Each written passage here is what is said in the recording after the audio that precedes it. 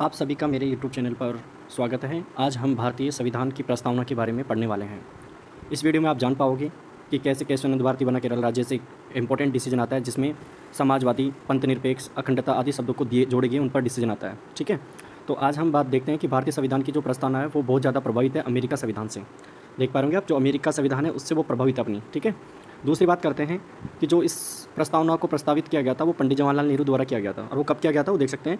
जो इसकी डेट है वो एग्जाम पॉइंट ऑफ व्यू से इंपॉर्टेंट है। 13 दिसंबर 1946 को ये पंडित जवाहरलाल नेहरू द्वारा रखी गई संविधान सभा के सामने, और इससे संविधान सभा ने इस प्रस्तावना को, इस संकल्प को 22 जनवरी और 1947 को मान लिया गया। ठीक है, तो भारतीय संविधान की उद्देशिका कब मान ली गई, ये क्वेश्चन आ सकता है आपके एग्जाम पॉइंट ऑफ व्यू से कि 22 जनवरी 1947 को मान ली गई, और इसे रखा कब गया था, इसको रखा गया था 13 दिसंबर 1946 को। ठीक है, इसके बाद में इस प्रस्तावना के जो महत्वपूर्ण बिंदु हैं वो देख सकते हैं। इसमें जो संप्रभुता है, समाजवादी है, धर्मनिरपेक्षता है, लोकतंत्र है। लेकिन पहले सबसे इंपॉर्टेंट चीज़, जो केशवानंद भारती बना केस केरल राज्य जो बना था, उसमें जो 42वां संविधान संशोधन हुआ उसमें 3 वर्ड्स नए जोड़े गए थे इसमें, जिसमें समाजवादी, पंथनिरपेक्ष और अखंडता, ये 3 नए वर्ड जोड़े गए थे।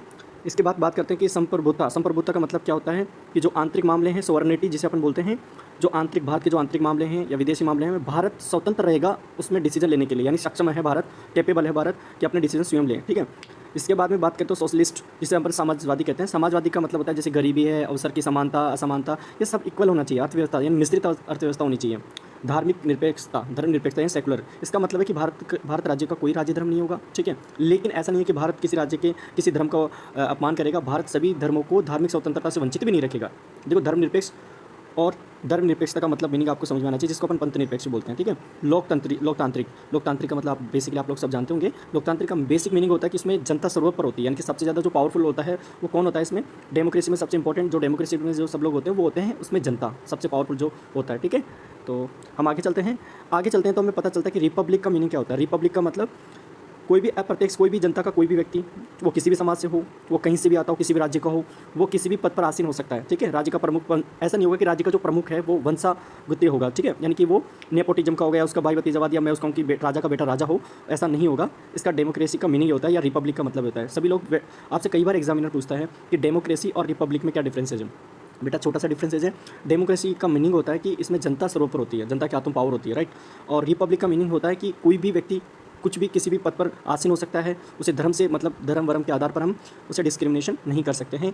ठीक है, जो संविधान सभा के एक प्रमुख व्यक्ति थे जिनका नाम के एम मुंशी था, उन्होंने जो प्रस्तावना या उद्देशिका को जन्म कुंडली कहा है। ठीक है, तो इससे अंदाज़ा लगा सकते हो कि भारतीय संविधान में उद्देशिका का कितना महत्वपूर्ण योगदान है और कितना महत्वपूर्ण इंपॉर्टेंस है। ठीक है, आप लोगों को जो आज के इसमें जो कीवर्ड्स है वो आप लोगों को जो इंपॉर्टेंट है वो है कि भारतीय संविधान की जो उद्देशिका है या प्रस्तावना है उसको कब परिवर्तन किया गया और कौन सा संविधान संशोधन के द्वारा किया गया। तो आप लोग याद रखना, 42वें संविधान संशोधन के द्वारा ये संशोधित किया हुआ है। ठीक है, तो आज का वीडियो यहीं समाप्त करते हैं। अगला नेक्स्ट वीडियो में आप लोगों को हम चर्चा करेंगे इससे आगे वाले पार्ट के बारे में, यानी कि हम बात करेंगे अनुच्छेद 1 के बारे में।